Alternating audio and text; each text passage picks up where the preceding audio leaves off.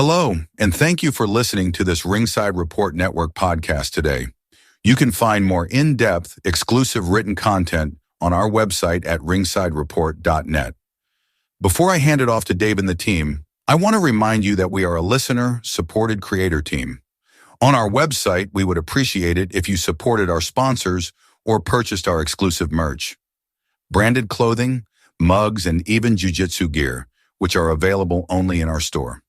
You can become a recurring supporter of our content at membership.ringsidereport.net. This, along with all our podcasts, is available on Spotify, Apple Podcasts, YouTube, Amazon, iHeart, and TuneIn, wherever you get your podcasts. It would help us immensely if you left a positive review on Spotify, Apple, or Amazon. Thank you for your support and enjoy the show. Please welcome David Simon. Good to see you again, David. Thanks for coming back. Indeed. It's Ringside Report MMA. We're previewing UFC Kansas City. We got Jon Jones news. We got Conor McGregor news. We're talking about it. Let's do it. Let's go! Yeah. Whoa. Hey. Hey, Toto, what's up? Toto. No place like home. I Toto. don't get it. Wizard of Oz. There's no place like home? Yeah, bud. We talking about the Oz Kansas. Here. The Aussie, man. The Oz. Ozzy Osbourne. Hey, he's touring The Oz again. I Cutter. was shocked when I heard that. Ozzy Osbourne is touring again. Ozzy, Really? man. Really? Yeah. I don't know how he's going to do it, man. The train Yo, is what still the fuck crazy. are you guys saying sometimes? Yeah, good impression. Crazy. Not really. Not bad. It was good, man. Come on, man. Don't be harsh. Do more. Go on, David Simon. I'm going Simon. The UFC. Trump. Whoa. Took a turn at the end there. Wasn't expecting that. Well, that's what he would say. You just got to hear like certain words, and that's it, man. Yeah, it was a lot of Sharon, all that. Remember that? Sharon! Sharon! What a guy. I don't do an Aussie impression. AJ, not bad. He grew on me over time. We're going to talk about MMA. We got Like a MMA mole. things to talk about, right? Or warts. Yeah, tell me, bud. A lot of action in the UFC this week. Yeah. Well, sort of. I met a friend of yours yesterday at jiu-jitsu. What? Uh-oh. Now I'm trying to remember his name. I was going to... It'll come to me. Remind me At after 10th the Planet? show. Yeah, he was at 10th Planet. Good, He was man. a I'm happy. BTT guy. He said he knew you. Yeah. Fred was there too. Young guy or old guy? I'd say a younger guy. Younger than you for sure. Québécois or is he English? No, Anglophone guy. Ooh, it's pretty good. I want to say Brad, but I don't think that's right. Brad. Doesn't What, sound Brad right. Pitt? No. I don't think I know any His Brads, name man. is escaping me. Anyways, I'll see him again. Or I'll... Well, tell him I say hi, whoever it is. Did he ever roll with me? Did he say? Yeah, I think so. Okay. Anyhow, we've got MMA to get to here tonight, AJ. The UFC is in Kansas City this weekend. Were you aware of that? Yeah. That's why I said the whole total thing and click your heels. Is it 3 times or 4 times? Because we're not in Kansas anymore. You get it? There You just got go. it now? I thought you got it from the beginning, man. Nope.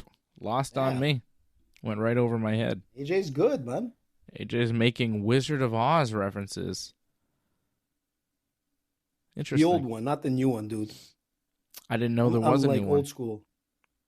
Yeah, there's something. I've only seen the old one, the original. Yeah. Something that came out with this. AJ's new the witch or guy. whatever. AJ is the guy who, when they remake a new movie, and they maybe change the certain roles to people that look different than the original role, AJ gets very mad and takes it very personally. I just am unaware of the movies and I don't care at all. Even if I do. I would see take it seriously, man. I'm just not It's into like I used to remakes, really. Listen, man, I used to flip out when they used to change James Bond. Like I used to flip out. I mean, you got to be kidding me. Not this guy. Are you serious? Roger Moore. Remember Roger Moore? Him and Sean Connery were my favorite. Yeah. The rest, there was a couple of good ones, but some of them, man, Jesus. James Bond, you have a problem with too. I do. It's not that was just my when they biggest make some movies like it's all dudes in the 80s and then now it's like all ladies. I know that really upsets you and a lot of people like you. But the James Bond I didn't expect. I didn't think you would go in that direction. My favorite James Bond is Pierce Brosnan because he was GoldenEye and that was a good video game in the 64. He wasn't bad. Pierce but not the greatest, Brosnan. man. That's really... I did never watch James Bond. I hear the current James Bond is pretty good. People like him. What's the guy's name? What? I think he's Daniel Craig. People like him. Is he still Daniel James Craig. Bond? Yeah, I could see. Okay. I don't know who is James Bond. Is it like a lady now? James Bond is a woman. Oh, no, you can't do that shit. Don't even go there, Dave. Please. Look, Don't see how ruin the mad he show for gets? me. You see how mad? I tell a joke and he's like instantly upset. The blood is boiling. Are you joking? I hope so, man. Yes, I'm joking. I have no idea. We I need don't some follow these roll-ins things. after this. I don't care. Thank God. Movies. Look, Who even Johnny. who watches movies anymore? You know? Johnny does. Myself. Johnny Listen, man, gives who you doesn't movie watch? reviews. You're on Netflix all the time. If you're not watching like WrestleMania on Netflix or like the UFC soon to be, you're watching everything, man. Like it's Netflix all the time. So Johnny saw the Return to you made Oz. an That's what it interesting. was. You said something there, AJ, that I want to touch on. Uh-oh. The UFC Okay. Netflix. Okay, UFC is looking Yeah. for a new home. The ESPN deal is up, and it doesn't appear as though the UFC is going to stay with ESPN. There seem to have been some issues that popped up over the years that caused some, disagreements. Dana has publicly said things kind of like, well, ESPN wanted this and I didn't want this. Like, Dana has talked about disagreements in the public, which makes me think that things aren't really that great behind closed doors.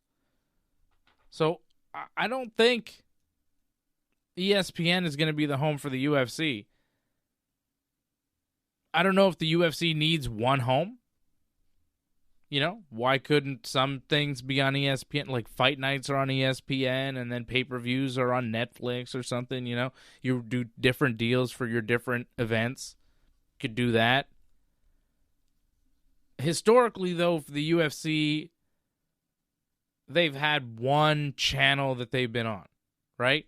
It was like they signed with one kind of broadcaster. They had Spike at first, and then they signed the Fox deal, which was massive at the time. It was like, oh my God, the UFC's finally mainstream.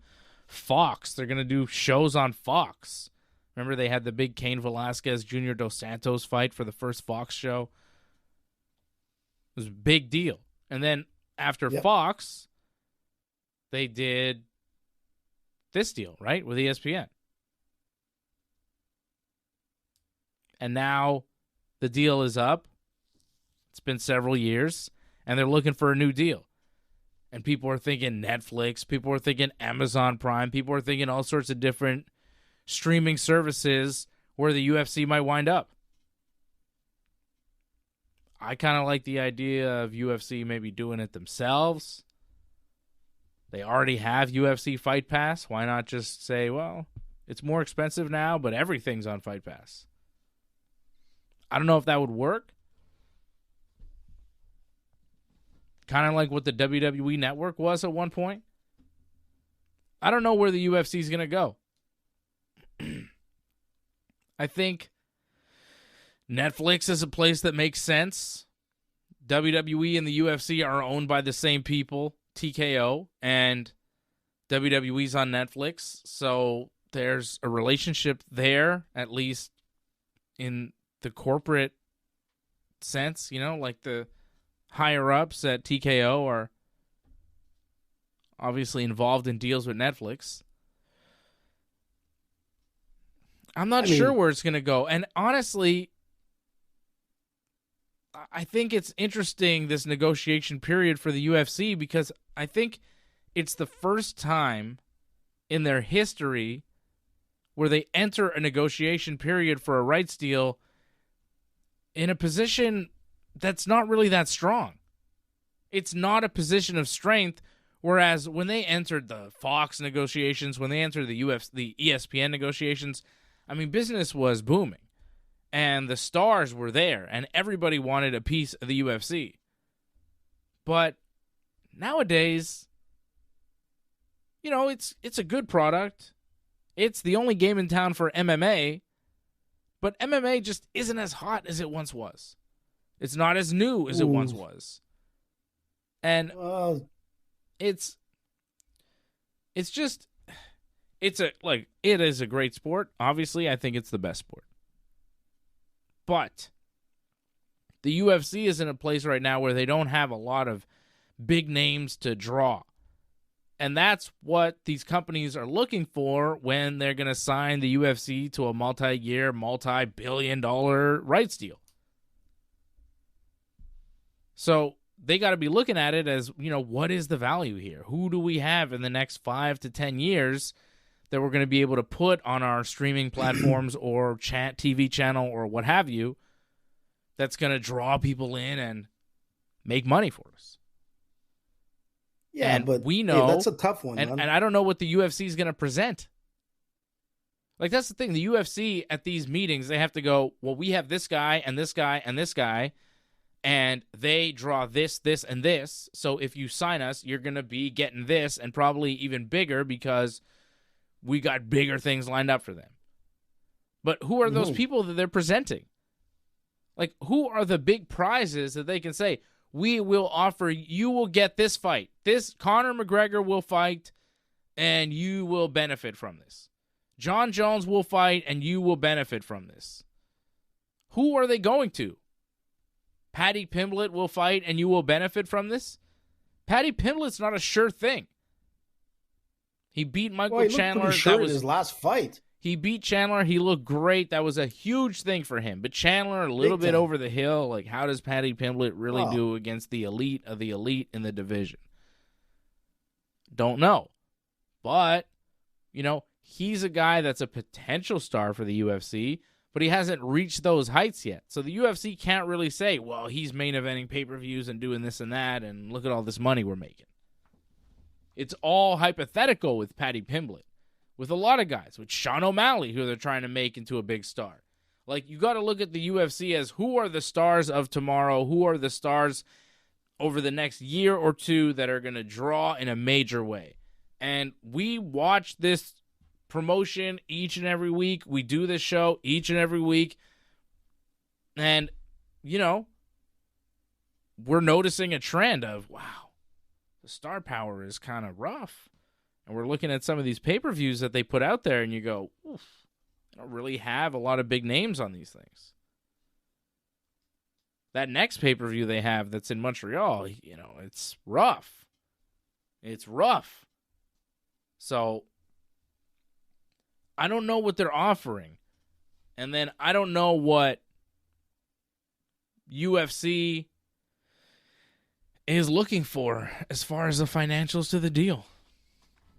You got to expect they're looking for something in the billions. WWE got, what was it, $5 billion for 10 years from Netflix.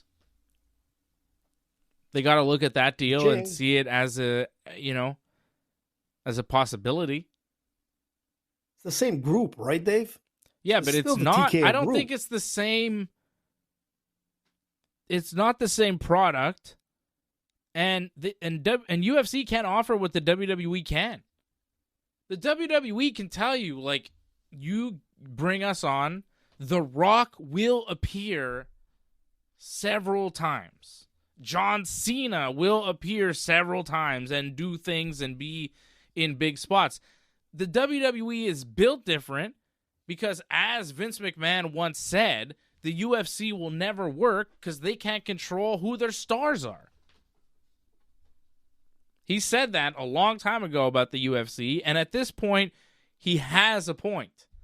Because just being the best, just being the world champion doesn't necessarily bring in money and people that want to watch you. And at this point in the game, a lot of divisions are very, very close. The parity is, it's there. And it's like the difference between the champion and the number one contender is marginal, which makes it, and then the number 3 guy is also right there. So their talent level is so high right now. The sport is so far evolved at this point that it's hard for somebody to stay on top as champion and really build that name and legacy and star power because everybody's so good that you really could lose any given night. Look at Alex Pereira. Look at Alex Pereira and Magomed Ankalaev. Magomed beat Alex Pereira in a decision. But I don't think anyone that thinks Magomed even won the fight by decision would say that Magomed is so much better than Alex Pereira. Is he better than him? I thought Pereira won. Well, there you go. There's even that. So it's that close where you go, well, who's better? Nobody. So who's the best? Who's making the, it's hard to stay on top, and staying on top is what makes you a star. Like GSP sold pay-per-views because he was a champion for a long time, was winning fights, and he was charismatic. Conor McGregor sold pay-per-views at first because he was smashing everybody, winning championships in 2 weight classes, and talking a lot of trash. Jon Jones is a huge draw because he's been world champion for like 12 years. So staying on top, I think, used to be a little easier for certain guys. But now the game is caught up so much, the sport has evolved so much, that it's hard to be so far ahead of the division for a long period of time. Islam Makhachev is unbelievable. The fact that he's been able to stay ahead of the game for this long, and he hasn't even been champ for that long, but he's defended it several times now, to the point where he may be the greatest lightweight champion of all time. And the lightweight division is very tough to stay on top of. But Islam, again, Islam Makhachev, as great as he is, as excited as we are about him, a fight with Arman Sarukian will not draw. And the reason for that is not Arman's fault. He's the challenger. It's Islam. It's just not a personality that the mainstream will jump on and want to see fight. The hardcore people that know about the UFC already, that are probably going to check out most pay-per-views, are going to watch Islam Makhachev. But that's not who you want to draw in. You want to draw in the people that never watch the UFC, that'll come up to you and they'll be like, hey, are you watching that Islam guy? And it's like, yeah, why are you watching the Islam guy? You want guys to, like, I remember when Conor McGregor would fight and people that would never talk to you about the UFC would come up to you and be like, oh, do you see Conor did this and that? It's like, yeah, you're watching this now? That's what you want. But that's not happening with Islam. It's not happening with who else is on top that's smashing everybody? Nobody, right? Ian Machado is right there. This is a guy who's coming in on Saturday night, dude, who is considered lost his the last future fight. star. He lost his last fight, and the most popular thing, the most play he ever got in media or MMA media was about his wife. Be real. True. But let's be honest, this is a guy that is considered like the future and a future star. Maybe, but he just lost his last fight, so yeah. But it was a good fight, and it was closer than most people thought. But listen, Dave, I agree with you, and just to follow up on your points, you said a lot of things that are absolutely true. The thing that is kind of a plus and a negative is the fact that the champs are just like 1 point away. they could go to a decision, and it's that one round, that last minute, the last 10 seconds that can decide who's the champion. And that's what I think with Pereira fight. I thought he won it. But, from what you're looking at is that negative perspective, which you're absolutely right, because people want to see champs. Like I'm going to take another sport. You want to see like the Yankees. They win the World Series, man, and you expect them to win year after year after year. And they come around and they kind of do it. The Montreal Canadiens were there, so they build up that kind of like star power where you're like they're invincible. And you need to have invincible people in sports. In the UFC, because it's evolved so much, these guys are all like grandmasters. Right? They're dynasties. But the thing is, in this sport, it's human chess. And the thing is that they're all grandmasters. They're only one move away from being a champion. And to me, I look at it and I say, this is the most incredible sport because of the way it evolved only 23, 24 years ago. It's not that long ago, bro. Yeah. You know what I mean? People that are watching the sport weren't even born. But the thing is that, the UFC is at a point where they have stars and they could carry it through. I think Netflix would make a great move by putting them on for their pay-per-view shows. But AJ, you say they have stars, right? Let me give you an example. Yeah. Like Sean O'Malley, okay? Yeah, he's not my look, I like Sean O'Malley, but he's not my favorite star. That's not the point. That's not the point. The point is you recognize he's a draw for the UFC. He's somebody that they are trying to market as a star. And the fact that he's getting a title shot after losing to Merab in his last fight, when Merab had to go out, defend his title against Umar, and then come back and now is fighting Sean O'Malley again, shows you that, the UFC is favorable to Sean O'Malley. Not everybody gets that treatment in the UFC, where you're a former champion who defended the belt once in a hand-picked fight for you against Marlon Vera, who was not the number one contender at the time. Like that was a gimme title defense for Sean O'Malley. They gave it to him, and then they made him fight Merab in his second title defense. He lost clearly. Then they gave him a year off, probably told him, like, we're going to make Merab fight again, and then you'll get him in like a year, so prepare yourself. I mean, I don't know if they told him, but come on. I think he knew. Look, there's a couple. So, but here's the thing, AJ. Here's the thing. They want him to be a guy for them that will make money, right? They see him as a star. But if he loses to Merab again, you can't sell that to Netflix. We got this guy, Sean O'Malley. He's really charismatic. Okay, are you going to main event pay-per-views with him? Well, we can't really. Well, why not? Well, because he's not a champion. Well, why not? Because he lost twice to Merab Dvalishvili. Well, do you think Merab is marketable? Kind of, but not like O'Malley. He doesn't have he doesn't have Conor He doesn't power have the online presence and all the stuff, and O'Malley and the hair and the flash and all this stuff, right? So if O'Malley loses again, what is the UFC selling to Netflix? Which goes back to the point of they can't control who their stars are. They can't control who their champions are because it's a shoot. It's a real fight. Whereas the WWE can go to a company like Netflix and be like, yeah, we got John Cena. Yeah, he's super old, but he's going to win the championship. He's going to main event our biggest show of the year. Ooh. And he's going to win the championship. And then he's going to be champion on 27 shows after WrestleMania for the year. Ooh. You're going to get 27 John Cena appearances. And he's going to be champion. And he's going to wrestle lots. And he's going to talk. And that's a guarantee. He'll be in the main event. He'll be doing things. Barring injury, he'll do that. The UFC can't guarantee that. They can't go to Netflix and be like, we got this guy, Sean O'Malley. We're going to have him fight Merab. He's going to win the championship. Then he's going to defend it 6 months later against Umar. He's going to spin kick him, beat him, and then we're going to do this big celebration, and then he's going to fight again, and it's going to be great, and we're going to make tons of money. They can't guarantee that.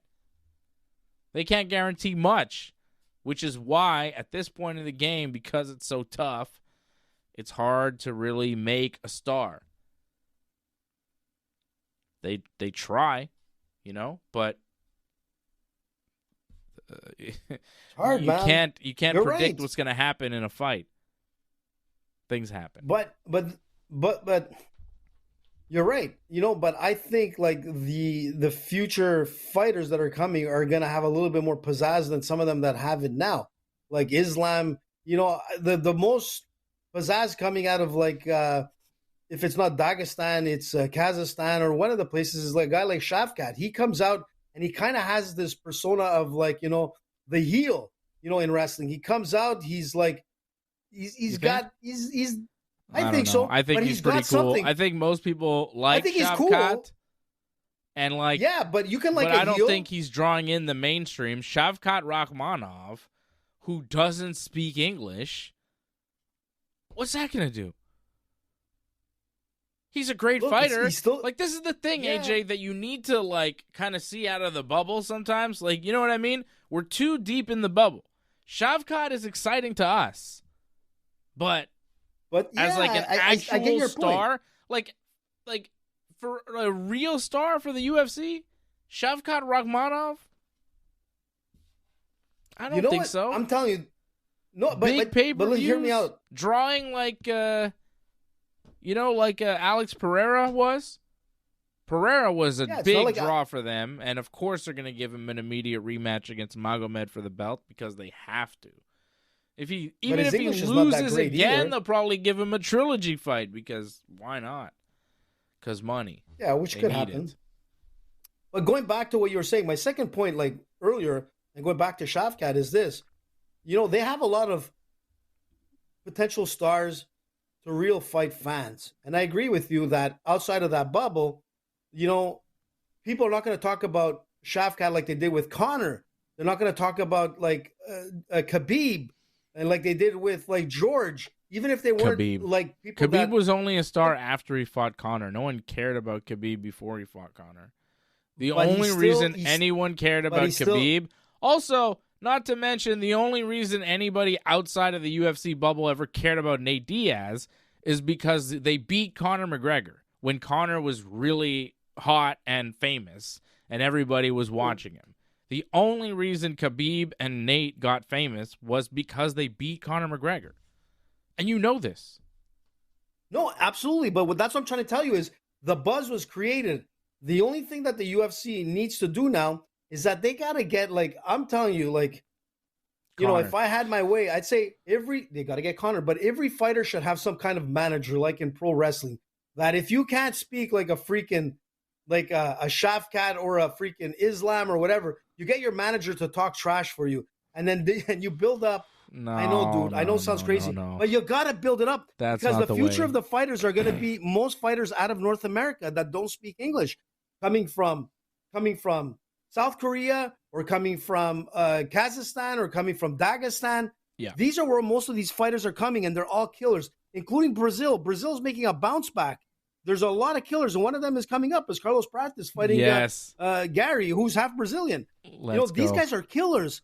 That's a great fight. But the thing is, I'm saying is that the thing with the UFC, it's hard to make a long-term commitment to fighters because most fighters come into their prime at 30, and they stick around most probably till about 35 before things start going south. So you got a 5-year window. And I agree with you. It's hard to really push. But that's what I'm trying to say is that the marketing team has to start pushing more of the characters or something about them to either turn them into the heel or the good guy in the UFC. They need to have that. They need to have that Tony Ferguson, who's from Dagestan. They need to have that Tony Ferreira. Ferguson from Dagestan? No, I'm just saying his type of character who's Dagestanian. Okay, I thought you were telling me that Tony Ferguson is from Dagestan. I was like, what? What I'm trying to say is that imagine having a Dagestanian Conor type who comes in and trash talks, and you really need that. I think they have one, and his name is Khamzat Chimaev.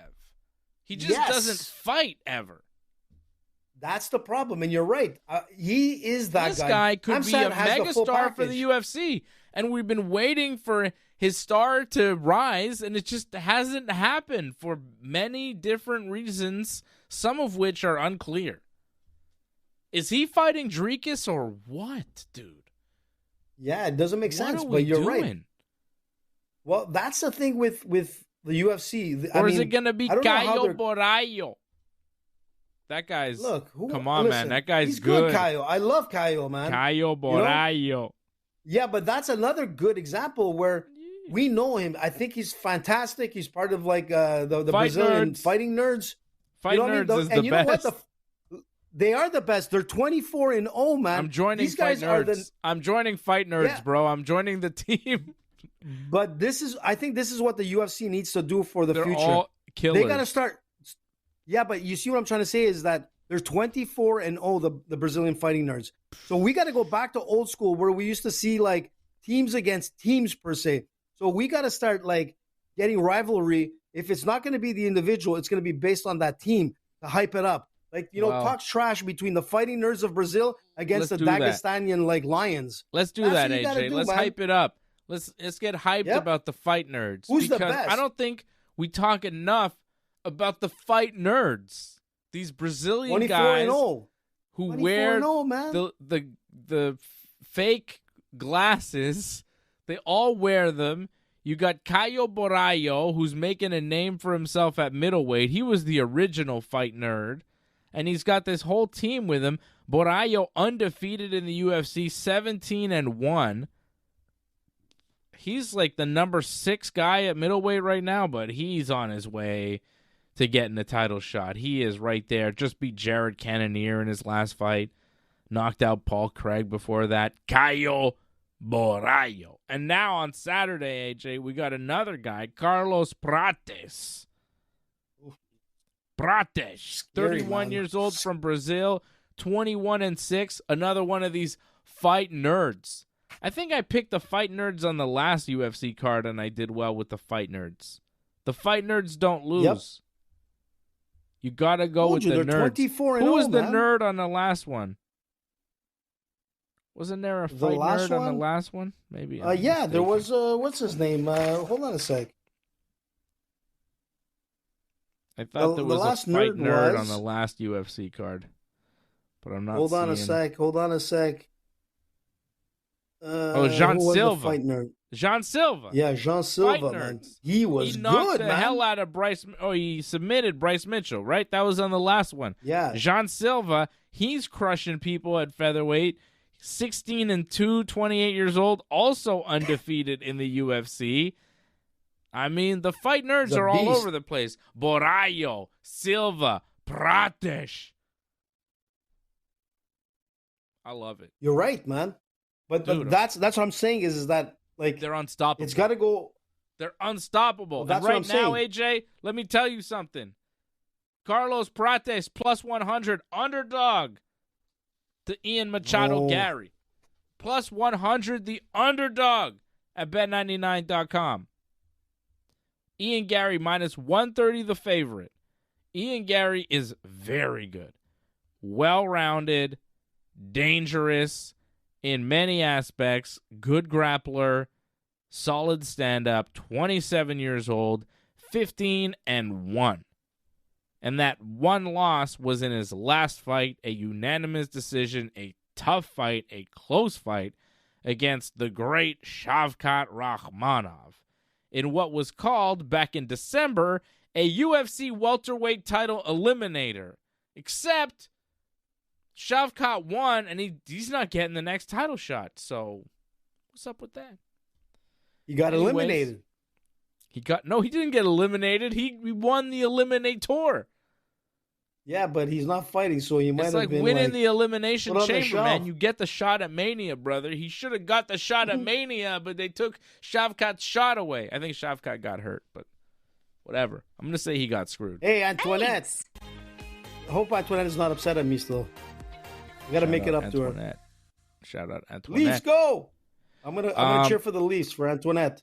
Ian Machado Garry is very good, but I'm just so impressed with Carlos Prates. He's been crushing it in the UFC.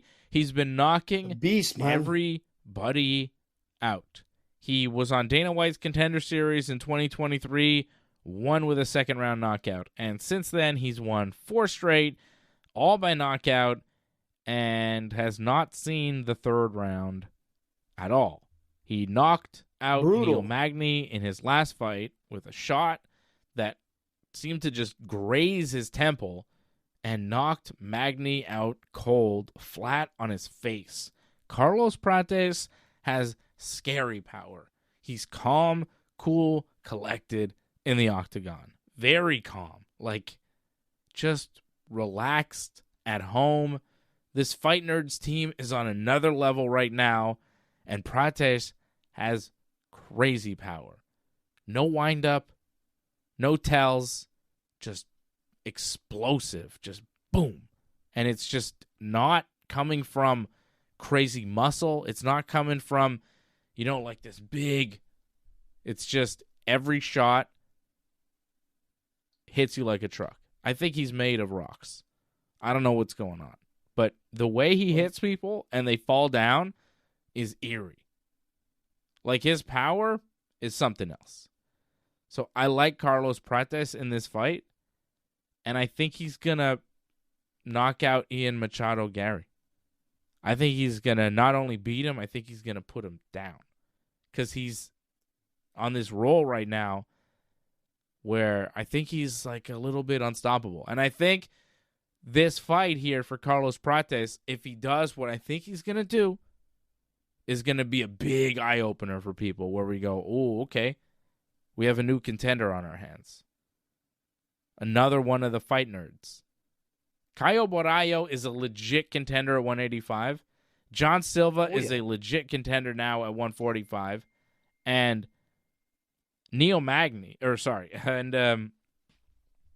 Carlos Prates is now a legit, like, if he beats Ian Machado Garry, he is definitely a legit contender at 170.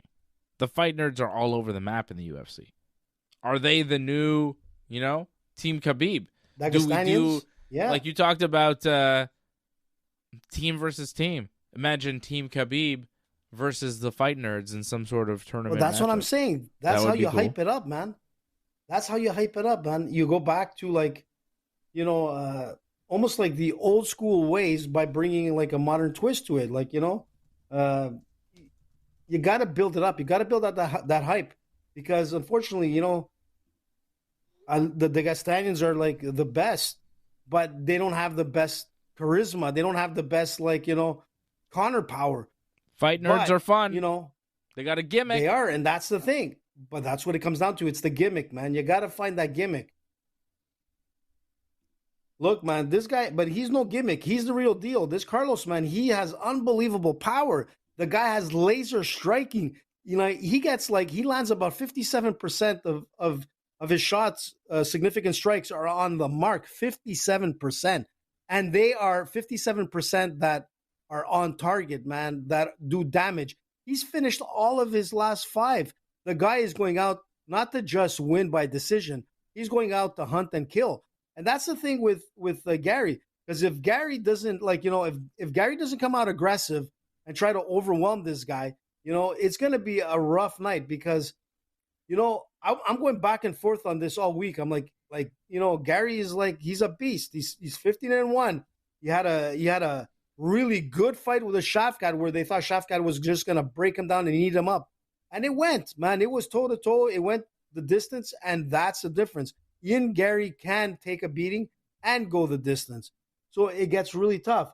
So if he's not able to be aggressive right off the bat, Carlos has this power behind him that is sick, dangerous, and he is there. And if he wins, like I said, he's going to be 25-0 for the Fighting Nerds. They want that 25, man. And you know what?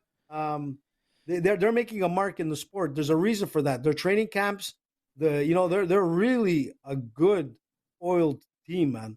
Did you make a pick? They're nerds. It's hard, man. I was going back and forth, Dave, but you know what? You give me a pick. I think Garry is probably what the UFC wants, probably to win so that they have star power. But wait a sec. They'll still get star power if Carlos wins because of the Fighting Nerd team. So it's a win-win for the UFC. I didn't ask you if you think the UFC will win. I asked you, who do you think will win the fight? I told you I think Carlos Prates will win the fight by knockout. I would like a similar style prediction from you, and I would like you to be as succinct as possible with it. Listen, bud, this is a hard one. You know that too. You're picking Carlos, what succinct but means? Succinct, like wasn't that the group like in sync? Listen, I'm going to tell you something. I'm going with you on you're this. joking with me. I think you do know what it means, but you choose to ignore. Listen. I'm going with you on this. I'm going with Carlos by a slight edge. If he's able to withstand the flurry of Ian, because I'm pretty sure he's going to come out hard, he's going to be able to win this fight by knockout.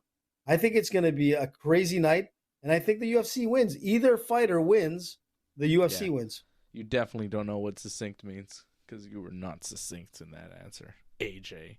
Listen, man, I know means. It means like in sync. Straight to the point. I know what New Kids on the Block. I know the rest of them. Oh, by the way, I insulted one of them. Remember when I went to go meet them? Yeah, okay. We don't need to hear the AJ stories from 1992. Like, we're good. You were 40 years old. It was funny, 1992. Man. Who was the guy, by the way, the blonde guy? I always forget the band's name, the blonde guy. I thought he was from New Kids on the Block. Remember he was famous? The blonde guy, Nick something. Nick Carter? Who was that guy? Backstreet Boys. Yeah, Nick Carter. Yeah, that asshole, man. So everybody loves Nick Carter. I thought he was New Kids on the Block. Why get upset, man? Chill out. I'm like, hey, aren't you the guy from like New Kids on the Block? He's like, yeah, you got the wrong band. I'm like, wait, okay, whatever. Sorry, bud. I was there actually because I was part of the Starlight Foundation. Now we're getting the goddamn story again, AJ. Damn it, man. I can't believe you. Listen, man, I got to throw it in so people know what I'm talking about, man. I was doing a good deed for a little girl. So I got the band wrong. I thought it was New Kids on the Block, dude. Back then, they were all the same to me. And the guy, like, he's like itsy fit for no reason. Is he still alive? Nick Carter's still alive. His brother died, tragically. Well, did he? Yeah. Johnny North in the chat says, this is an old story. Antoinette in the chat says, yes, and then put some cool emojis down. Been a member for 51 months. Thank you, Antoinette, for supporting the channel. Antoinette! Shout out to Antoinette and Leor. I see you, Leor. Antoinette. She's mad at me, but we're still friends. And Leor wondered what AJ thought about Logan Paul at WrestleMania. What did you think about Logan Paul at WrestleMania before we do our parlays for the UFC fight night? I thought he was great, man. You know me. I'm a big fan of Logan Paul. Didn't it offend you that he beat a guy named AJ? No, I mean, he's not the real AJ, so it's okay. Cheated to win, too. I think the kick to the nuts is more of a cheat, in my opinion. I think John Cena deserves like a disqualification. I think it was a cheap shot. And you know what? That's the nature of the game, man. I'm like, I wasn't happy. You know me. I was like really upset, man. I was upset about John Cena winning? Yeah, man. I'm a Cody Rhodes fan. And he got like shortchanged there. Yeah. Kick to the nuts, bro. Come on. What are you going to do? John Cena. I hope I see John Cena. I got tickets to SmackDown. SmackDown's coming to the Bell Center. I bought tickets yesterday. And I hope John Cena's there, brother. That'd be cool. Oof, I'd rather see Cody, man. Real wrestler. I've seen Cody. I've seen Cena. I've seen them all. I saw the Macho Man. Oh, yeah, that's the best right there. I saw Brett get screwed. I've seen everything. Did you ever see Jake the Snake? I saw Jerry Lawler die. I've seen everything. No. I mean, he had a heart attack right in front of me. What? He was like, I think, clinically dead for a few minutes. Yeah, he's alive now. But are you serious? There we go. Yeah. See, stories are the best, man. I gave an old story. You gave an old story, man. Jerry Lawler Did you give him CPR? Had a massive heart attack at a Monday Night Raw in Montreal at the Bell Center, and I remember looking over and seeing him slumped over and going, that's not part of the show. What's going on with the King? And then they wheeled him out, and he they wheeled him right in front of me. He was on a stretcher. He looked like he was dead. And then the rest of the show I don't really remember because the whole building was like, holy shit, did we just see Jerry Lawler die in front of us? That was horrible because we didn't know. And he had a massive heart attack. He survived, but he recovered here. So that was So That what was you're something. telling me I saw is that. because of you pointing, man, that they look that way? No, Michael Cole was there, and he was like, something's wrong with this guy. He's snoring next to me. He just passed out or That's whatever. not good, man. That was That's bad. that's like a jiu-jitsu It was move. terrifying, man. Because it was like, Sure, man. I mean, it was just like eerie, you know? It's like, did we just witness Jerry the King Lawler die in front of our eyes? It's not something you want to see. Scary, man. You know what I mean? You don't want to see that, man. Yeah, for sure, man. So it kind of put a damper on the Absolutely. rest of the wrestling show. Like, they continued the show. They're still doing wrestling matches, and you're like trying to watch it and enjoy it, but at the same time, the back of your mind's like, is he dead? Like, what happened? You know? Did they give news or an update during the show or anything? I don't remember. I feel like we didn't get an update until after the show was over, maybe? I'm not sure. Johnny would have a better memory about that than I would, but I don't remember. I feel like we only got the news after the show was over that he was, like, gonna live. I don't recall. Scary, man. But I remember seeing him slumped over, and then the stretcher just, like, wheeled right by me as they went to the back, going like, holy shit, that guy looked like he's dead. They were like all really like, you could see the panic on everybody's face. You could tell it was serious. It was bad. Ugh. So, yeah, I've seen a lot of weird stuff happen at pro wrestling shows, AJ. I've seen it all. Dark side of the ring, man. Hopefully, yeah, they could do a dark side of the ring on that night. Because that was crazy. He wrestled a match. Then he was on commentary, wrestled, went back to commentary, had a heart attack. Jesus. Yeah. Oof. Yeah.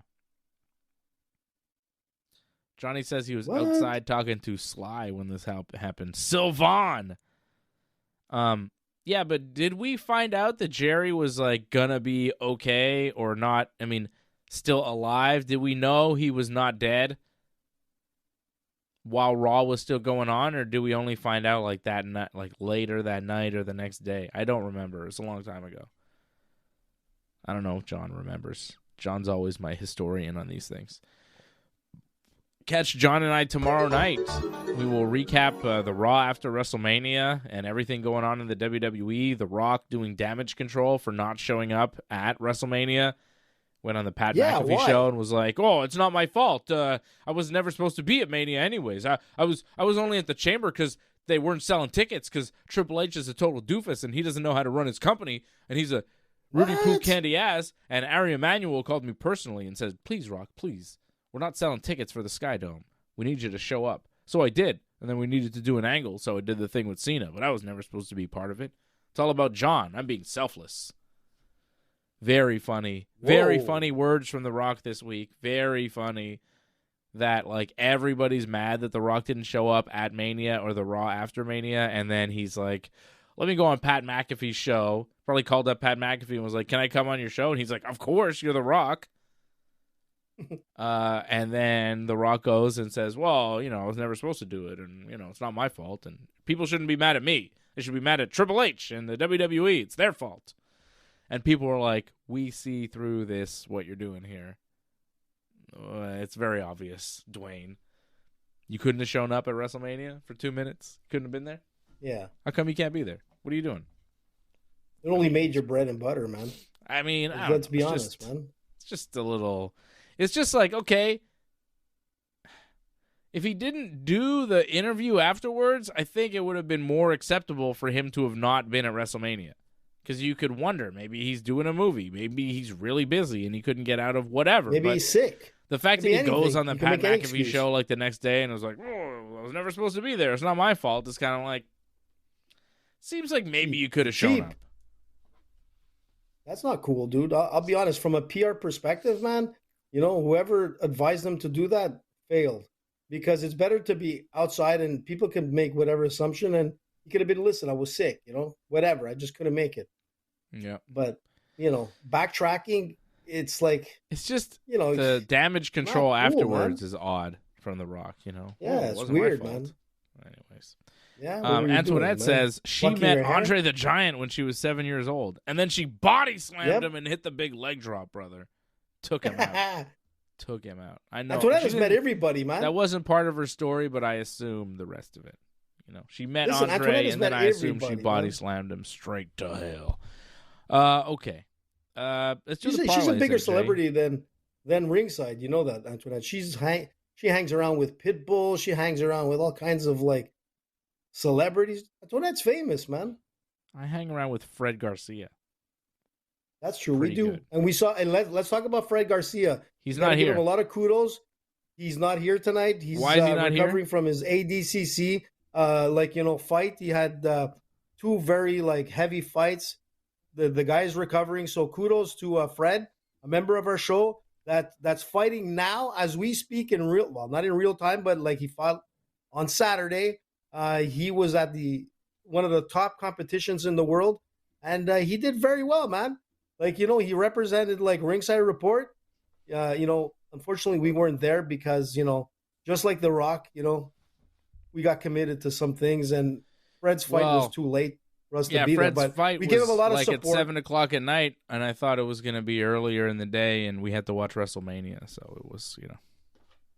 It was a bit difficult, but the thing is that there was a lot of support for Fred. He had a lot of like corner people. He had a lot of like, you know, well-wishers, including ourselves, man. And look, man, he fought well. Regardless, he did it, man. That's all that counts. He did it. Yeah. You know, we got to get him a Freddy. We call him Fantastic Freddy. So that should be his jiu-jitsu name from now on. Like Fantastic Freddy. He's great.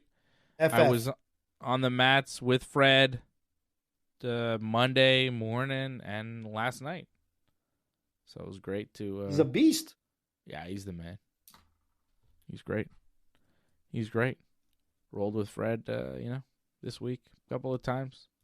Always great. Nice. Fred's great. We're super, super proud of Fred for competing at the ADCC last weekend, and he's not done. He's going to be competing more. I think he got the bug now. He's like, he wants to compete more. So Fred, we're going to continue following Fred's fighting travels.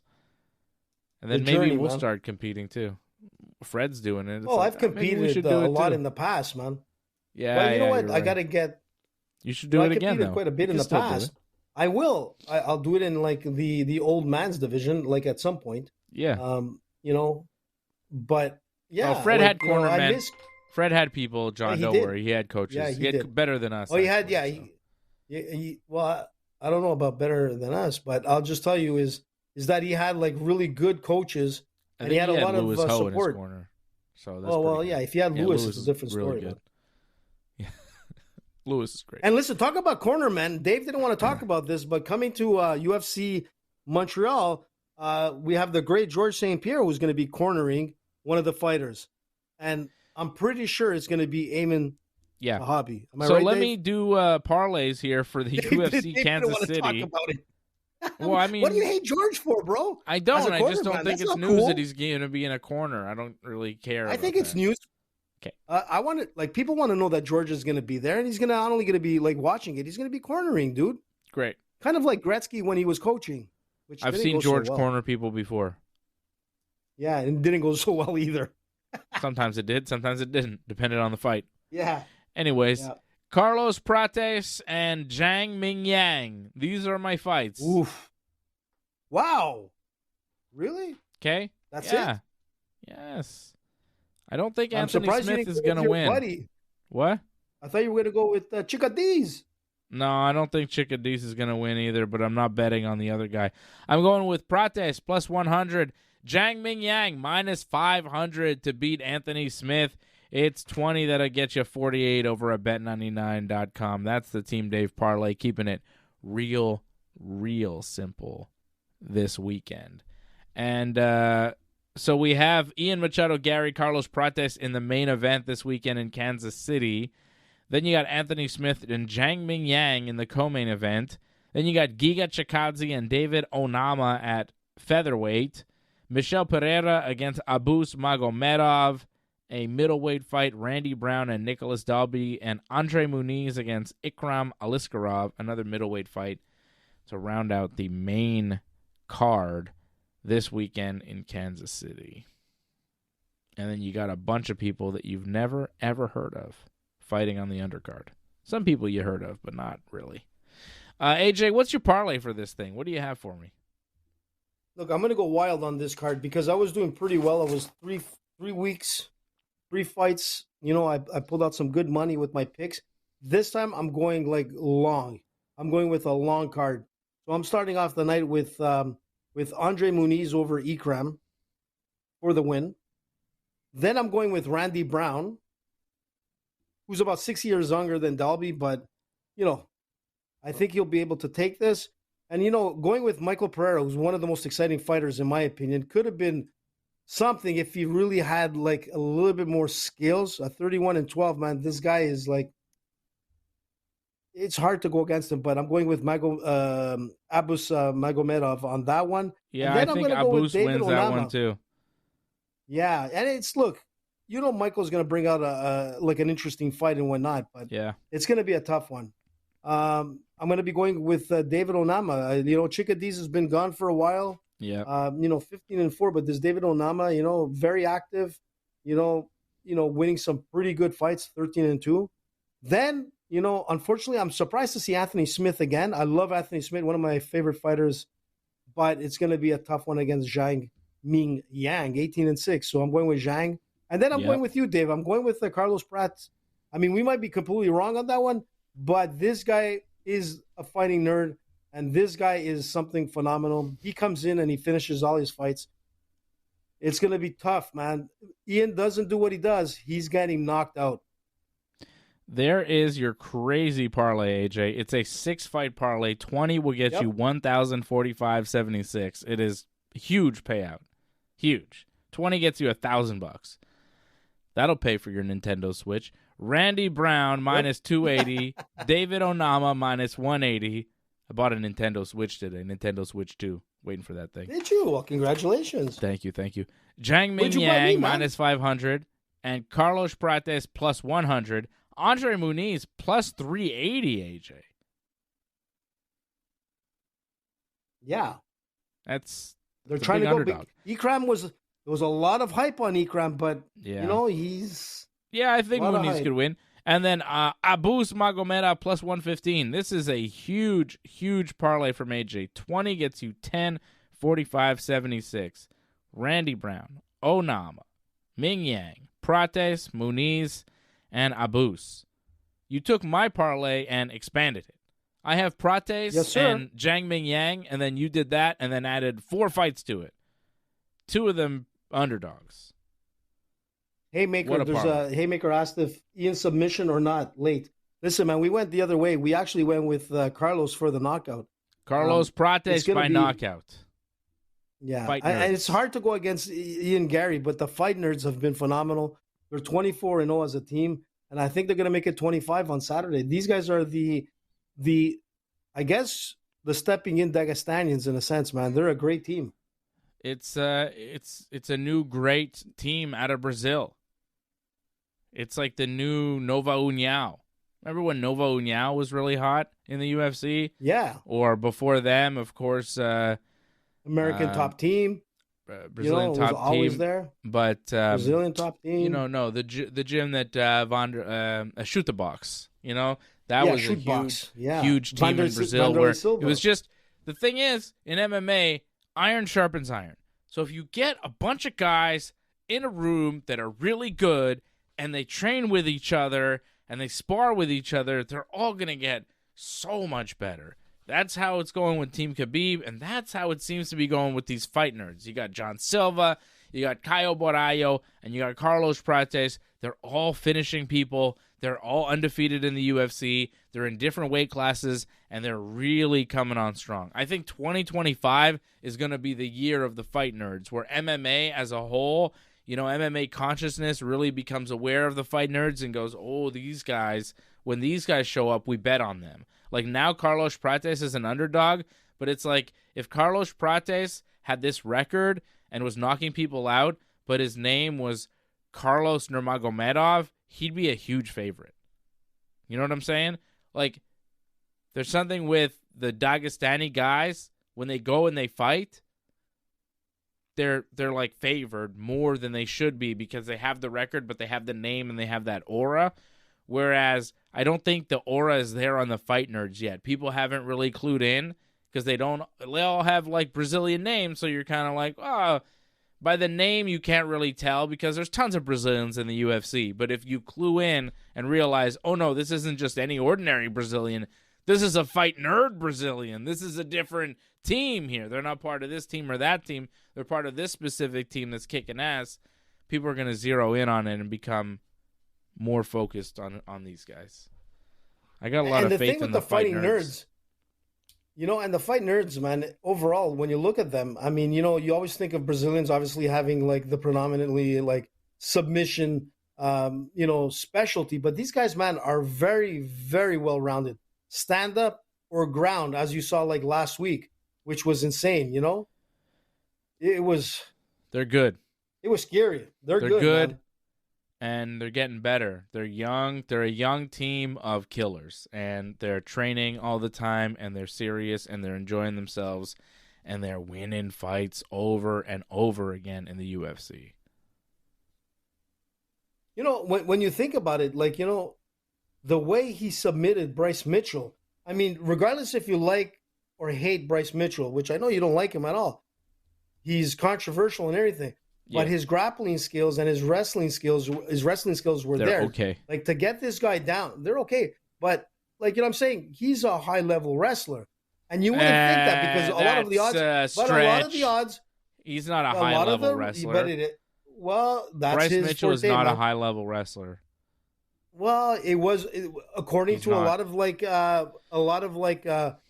people out there, like sports analysts and whatnot, were talking about like his edge over John Silva with the wrestling and grappling side. But obviously that was like, not the case on last Saturday, as we saw.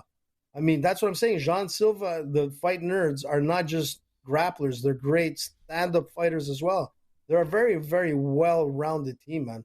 Bryce Mitchell didn't even wrestle in college, man. Get the fuck out of here with that elite high-level wrestler. He's elite, man. He's up there. No, he isn't, man. Fuck out of here.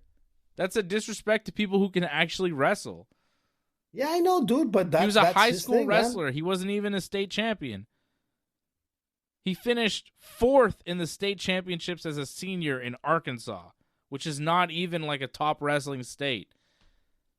State championship. He finished 4th as a senior in the high school state championships. Bryce Mitchell is not a high-level wrestler. Fuck out of here. I'm not accepting that. Because there are real high-level wrestlers that, win the NC2A Division I National Championship. That's legit. Bryce Mitchell, nothing. He's got no accolades. Don't tell me he's a high-level wrestler. He's got a jiu-jitsu black belt from who knows who. I wouldn't even say he's high-level jiu-jitsu. I haven't seen him pull off anything in the Octagon that would make me think his jiu-jitsu's all that. Nothing. No, Dave, He's not that good. He was 17-3, man, going into that fight with John Silva. There's a reason for that. He's not good. Johnny's Angry man. Dave is back. No, I'm just saying. Up the ratings when Dave gets back. People say high-level wrestler way too much, and you go, he's knockout. Not. He actually sucks at wrestling. A high-level wrestler would mop the floor with him. Be real. Anyways. Hey, Maker, by knockout. Yeah. Or Jon Jones. Or stoppage. Jon Jones, great MMA fighter. I don't think he's going to fight Tom Aspinall. Apparently, Aspinall's been talking about maybe fighting Cyril Gane at some point in the future because he is losing faith that this fight will ever happen. I think Jon Jones is going to not fight Aspinall and will retire because why wouldn't he? And or he can retire for a bit and come back if, Aspinall becomes worth it. Like if Aspinall fights Cyril Gane and beats him, and then fights somebody else and beats him, maybe Aspinall becomes a big enough star where Jon Jones goes, yeah, I'll fight him now. But right now, his last fight, again, I've said this a million times, but I'm going to say it again, Tom Aspinall's last fight was against Curtis Blades, who's not a draw, and it was in the co-main event of a UFC pay-per-view. And it's not like the main event was a big draw. It was Leon Edwards and Bilal Muhammad. And those guys, Aspinall didn't even go on last on a Bilal Muhammad card. So, is it worth it for Jon Jones to fight this guy? He's a nobody. The UFC has already told you he's a nobody by putting him in a co-main event. When's the last time Jon Jones was a co-main event of anything? Ridiculous. Get out of here. Fight Tom Aspinall. Maybe Tom Aspinall should fight some guys and make himself a worthy contender for Jon Jones. Just because you happen to find yourself with an interim heavyweight championship doesn't mean you're worth Jon Jones' time and effort and legacy on the line. It'd be cool if the UFC offered him tons and tons of money to get this fight going, but I don't think they're going to offer the amount of money that they need to offer him to get him to fight Tom Aspinall. So I think Jones is going to sit this one out and wait and see. And like I've been saying for feels like months or years now, Aspinall needs to fight Cyril Gane. That's the fight to make it heavyweight. Has been for a while. Make it. Stop. You never know, around. man. According to Chael Sonnen, man, he thinks the fight already has a date between Jones and Aspinall. That's so nice. You never know. I hope it does. I hope they got Jon Sonnen Jones is to right. fight this guy. I think it'd be great if Jon Jones fought him. If they made it worth his while and they made him a good enough offer that he decided to take it, great. Great. It's a cool fight. Jon Jones is great. I'll watch it. I just know that Jon Jones was talking about a crazy amount of money, and I don't know. The UFC's kind of cheap. Well, that's why you get Netflix to come in. This is the fight you do to get that contract, to get that deal. You get this fight. You get the Netflix deal with the very first fight on Netflix, Jon Jones against Tom Aspinall. You know, a European market, American market, there you go. That's the way you do it, man. We'll see what happens with the UFC. A lot of negotiations going on. We'll be back, at least I will, tomorrow night with Johnny North for Wrestling Uncensored. We'll be watching SmackDown. We'll be talking about everything from WrestleMania weekend and Nia Jax and Charlotte Flair and all of that, and Raw after Mania, and the people that showed up and the people that didn't show up, and The Rock and everything pro wrestling going down tomorrow night, 10 p.m. Eastern Time, right here on the Ringside Report Network. I want to thank all our members in the chat over at join.ringsidereport.net or donate.ringsidereport.net, membership.ringsidereport.net as well. Shout out to CSL Lorne, Antoinette, Leor. Is Angelo here? Shout out to him anyways. Shout out to everybody checking us out live or later here on the Ringside Report Network. I will see you again tomorrow night for Wrestling Uncensored. Thanks for sticking with us to the end. We would really appreciate it if you could help us spread the word. Please share this episode on whichever social media platform you use. Add a comment below and consider reviewing us on Apple Podcasts. We are an audience-supported network, so consider becoming a recurring supporter at membership.ringsidereport.net. Check out our website at ringsidereport.net. Hope to see you again next time, and have a good night.